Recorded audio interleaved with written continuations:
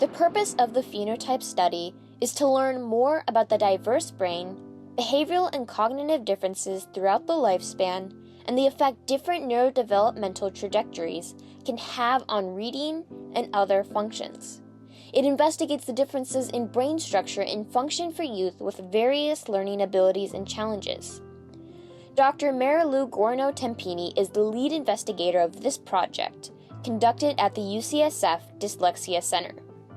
If your child is eligible, researchers will do a number of tasks with your child to assess their cognitive strengths.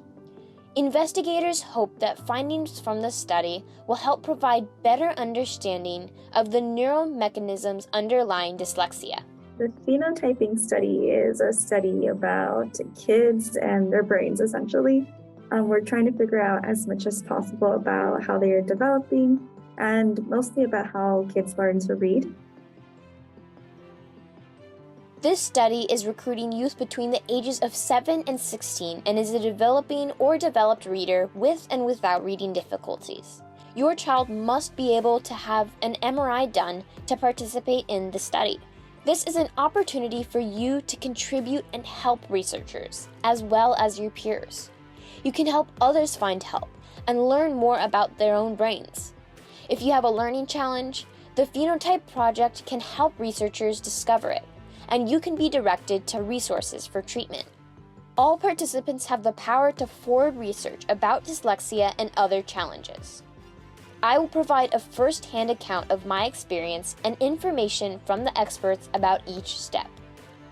The main goal of this in the long term is to hopefully be able to just do a brain scan and understand what your strengths are, what areas you need more support in.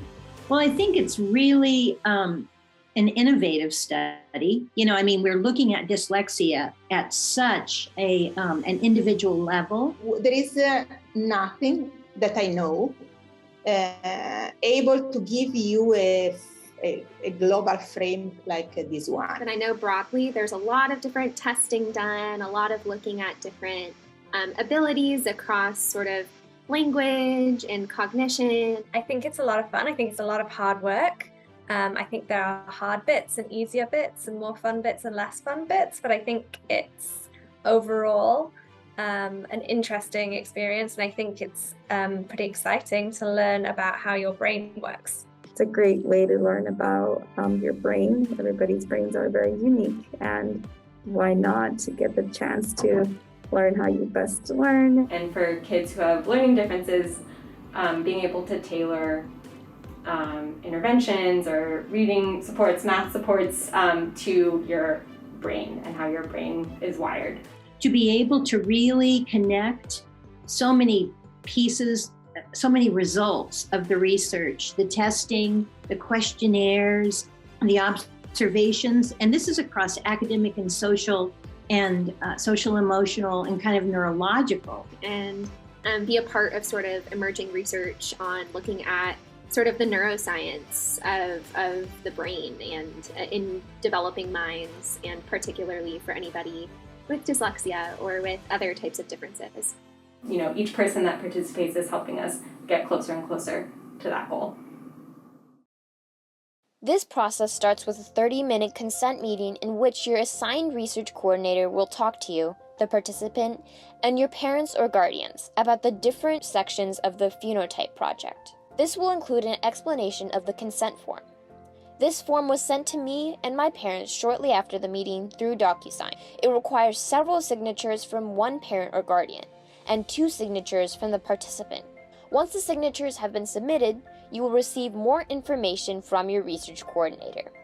At this stage, I worked with one of the research coordinators to schedule in-person and virtual meetings for my assessments. My research coordinator was Stephanie Garcia. She was really friendly and explained the different parts of the phenotype study and approximately how long each would take. We have the MRI. We do like a neuropsych assessment, a math assessment.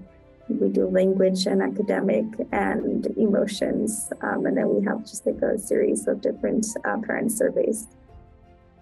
Depending on who's available in person or online, Some of your assessments will take place in the Sandler Neuroscience Building at UCSF in San Francisco, California. I was sent a map of the UCSF campus with the available garages marked. My parents and I parked in one of the garages and headed to the lobby. There we met with my assigned research coordinator, Stephanie Garcia. Whenever a participant does come to campus for any in-person assessment or the MRI, we give participants and their parents a parking sticker. It's a sticker that pretty much pays for the parking spot, and so nothing should come out of like the parents' pocket or anything. Everything should be free. From there, I was led farther into the building, and my parents were told to stay in the beautiful courtyard right outside of the lobby. If your parents are waiting, there are several locations for food and drink within walking distance. They can also just sit on a bench and enjoy the peaceful park and lounge area. My first assessment was the neuropsychology evaluation. I was led into a small room with a table and a painting and met my assigned neuropsychologist, Sarah Inkelis. I think it's a great learning experience for families. We do a lot of different assessments and brain scans and interviews and questionnaires to understand a little bit more about how kids' brains works and what types of interventions might be good for them. We provide some recommendations and also just a little bit of understanding about how they learn and think and remember things. She was extremely kind and led me through an hour-long neuropsych evaluation. Depending on the participant, this assessment should take around an hour to an hour and a half. Remember, don't worry about how you will do. This is an assessment, not a graded test. At least for kids who participate, you just come as you are. I think mainly the preparation would be to get a good night's sleep, have a good breakfast or lunch, and a snack if you want, just so you have enough energy to be able to work during our appointments together. My second assessment that day took place in the MRI machine. For this assessment, please make sure you don't wear any jewelry or items of clothing with metal in them. If you have any metal in your body from a surgery or other event, please inform your research coordinator ahead of time. First, my parents and I were led into an MRI equipment room next to an MRI magnet room with Stephanie and an assistant clinical research coordinator. My assistant clinical research coordinator was Mika Vogus. She started by showing me the equipment we would use to capture the images of my brain. That allowed me to relax and feel more comfortable. Then I was weighed and measured. I was also told to take off any accessories or shoes that may include metal, and I was checked when they waved a metal detecting wand around me. They explained to me how the MRI would work, and shortly after, I was sent into the magnet room.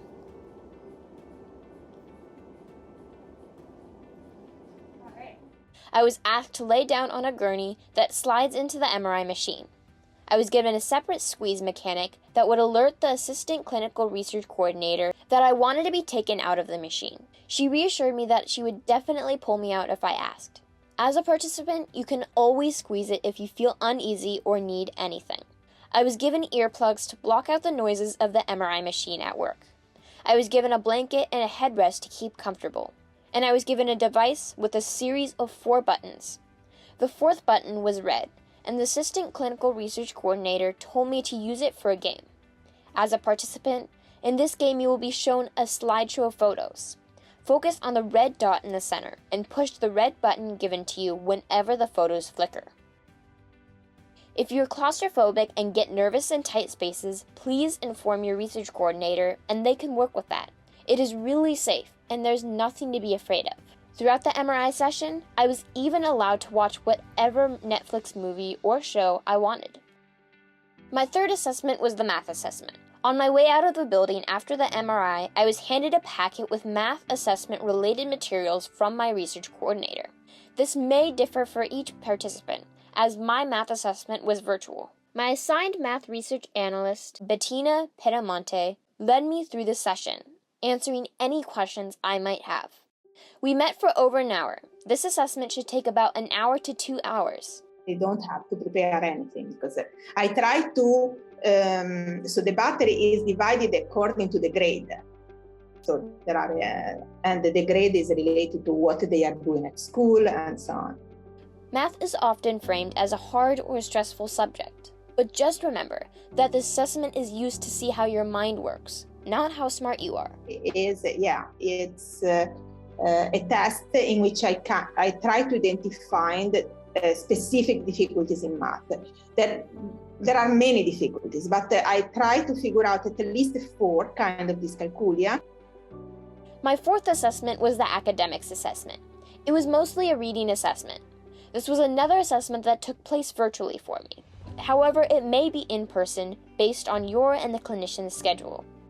My academic research analyst, Melissa Brown, was personable and accommodating.